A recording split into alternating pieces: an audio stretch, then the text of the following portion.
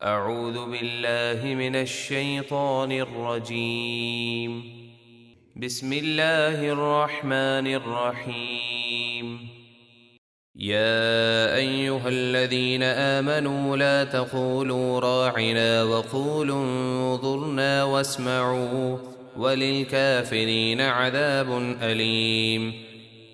اے ایمان والو، ہمارے حبیب کی بارگاہ میں لفظ راعنا نہ کہو اور یوں عرض کیا کرو انظرنا کہ حضور ہم پر شفقت فرمائیں اور پہلے ہی غور سے سنو۔ بعض مرتبہ صحابہ کرام علیہم رضوان حضور کے وعظ میں عرض کرتے تھے راعنا یا رسول اللہ، یعنی ہماری رعایت فرماتے ہوئے یہ کلام واضح فرما دیں۔ یہود کی زبان میں یہ لفظ گالی تھا، انہوں نے بری نیت سے یہی لفظ کہنا شروع کیا۔ حضرت سعد رضی اللہ تعالیٰ عنہ نے یہود سے کہا، اگر تم نے آئندہ یہ لفظ بولا تو تمہاری گردن مار دوں گا، کیونکہ آپ یہود کی زبان سے واقف تھے۔ یہود بولے، مسلمان بھی تو یہ لفظ بولتے ہیں۔ تب یہ آیت نازل ہوئی جس میں مسلمانوں کو بھی اس لفظ کے استعمال سے منع کیا گیا، اور کافروں کے لیے دردناک عذاب ہے۔ ما يود الذين كفروا من أهل الكتاب ولا المشركين أن ينزل عليكم من خير من ربكم والله يختص برحمته من يشاء والله ذو الفضل العظيم۔ اے مسلمانوں، کفار اہل کتاب یعنی یہود و نصارہ اور مشرکین نہیں چاہتے کہ تم پر تمہارے رب کی طرف سے کوئی بھلائی اترے، اور اللہ جسے چاہتا ہے اپنی رحمت کے ساتھ خاص کر لیتا ہے، اور اللہ بڑے فضل والا ہے۔ ما ننسخ من آية أو ننسها نأت بخير منها أو مثلها ألم تعلم أن الله على كل شيء قدير۔ جب ہم کوئی آیت منسوخ کر دیتے ہیں یا دلوں سے بھلا دیتے ہیں تو اس سے بہتر یا اس جیسی دوسری آیت لے آتے ہیں۔ اللہ تعالیٰ کی یہ مشیت ہے کہ جب ایک حکم کا وقت پورا ہو جاتا ہے تو اس کی جگہ وہ دوسرا حکم لاتا ہے اور پہلا حکم منسوخ یعنی تبدیل کر دیتا ہے۔ اللہ تعالیٰ کسی کا پابند نہیں، وہ جو چاہے کرتا ہے۔ اے سننے والے، کیا تجھے خبر نہیں کہ اللہ سب کچھ کر سکتا ہے؟ ألم تعلم أن الله له ملك السماوات والأرض وما لكم من دون الله من ولي ولا نصير۔ کیا تجھے معلوم نہیں کہ آسمانوں اور زمینوں کی بادشاہی اللہ ہی کے لیے ہے، اور اللہ کے سوا تمہارا کوئی دوست اور مددگار نہیں؟ أم تريدون أن تسألوا رسولكم كما سئل موسى من قبل ومن يتبدل الكفر بالإيمان فقد ضل سواء السبيل۔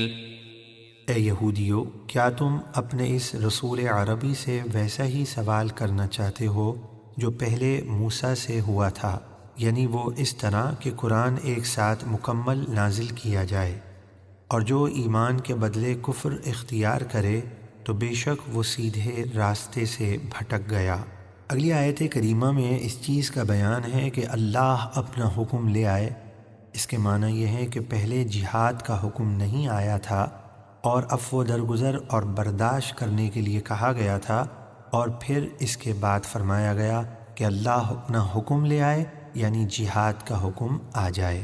چنانچہ ارشاد ربانی ہے، ود كثير من أهل الكتاب لو يردونكم من بعد إيمانكم كفارا حسدا من عند أنفسهم من بعد ما تبين لهم الحق فاعفوا واصفحوا حتى يأتي الله بأمره إن الله على كل شيء قدير۔ اے مسلمانوں، بہت سے اہل کتاب نے حق ظاہر ہو جانے کے باوجود اپنے دلی حسد کی وجہ سے یہ چاہا کہ تمہیں تمہارے ایمان لانے کے بعد دوبارہ کافر بنا دے، تو تم انہیں چھوڑ دو اور درگزر کرو، یہاں تک کہ اللہ اپنا حکم لے آئے، بے شک اللہ ہر چیز پر قادر ہے۔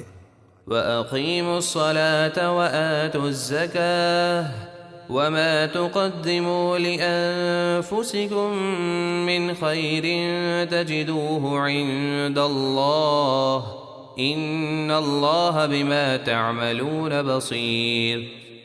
اور نماز قائم رکھو اور زکوٰۃ دو، اور تم جو نیکی اپنے لیے آگے بھیجو گے اسے اللہ کے یہاں پاؤ گے، بے شک اللہ تمہارے سب کام دیکھ رہا ہے۔ وَقَالُوا لَن يَدْخُلَ الْجَنَّةَ إِلَّا مَن كَانَ هُودًا أَوْ نَصَارَىٰ تِلْكَ أَمَانِيُّهُمْ قُلْ هَاتُوا بُرْهَانَكُمْ إِن كُنتُمْ صَادِقِينَ۔ اور اہل کتاب یعنی یہود و نصارہ بولے، جنت میں یہودی یا عیسائی کے سوا کوئی بھی ہرگز داخل نہ ہوگا، یہ ان کی من گھڑت باتیں ہیں۔ آپ فرمائیے اگر تم سچے ہو تو اپنی دلیل لاؤ۔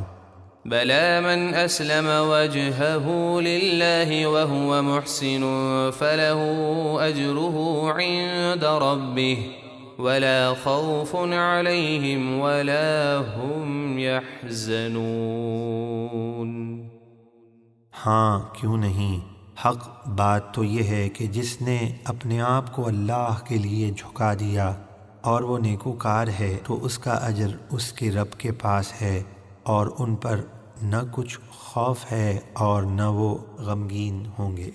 صدق اللہ العظیم۔